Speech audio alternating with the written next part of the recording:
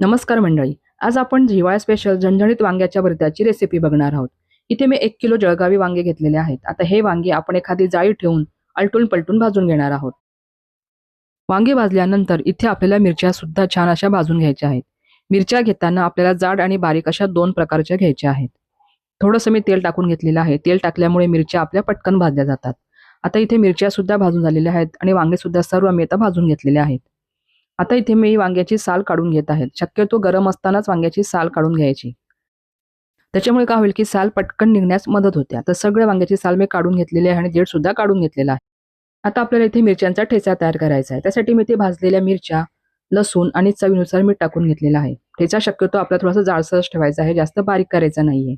आता या ठेच्यामध्ये आपल्याला भाजलेले वांगे टाकून घ्यायचे आहेत.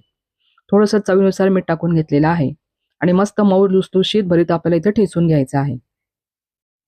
आता मी इथे कांद्याची पात घेतलेली आहे. कांद्याची पात तुम्ही भरतामध्ये आवर्जून घाला. त्याच्यामुळे काय होतं, भरताला चव खूप अप्रतिम येते. आता इकडे मी कढईमध्ये तेल सुद्धा गरम करायला ठेवलेलं आहे.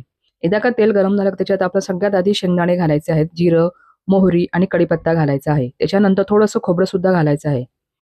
आता हे सर्व परतल्यानंतर आपल्या सगळ्यात शेवटी इथे कांद्याची पात घालायची आहे. मस्त खमंग फोडणी आपली इथे तयार झालेली आहे. आता या खमंग फोडणीमध्ये आपण स्मॅश केलेले वांगे टाकून घेऊया आणि मस्त असं खालीवर करून घेणार आहोत. संध्याकाळचं जेवण असू द्या, घरी आलेल्या पाहुण्यांना पाहुणचारासाठी असू द्या किंवा एखाद्या पार्टीसाठी तुम्ही हा मेनू नक्की ट्राय करा. 5 मिनिटं आपण इथे भरीत आता शिजवून घेतलेलं आहे. मस्त झणझणीत वांग्याचं भरीत तयार झालेलं आहे.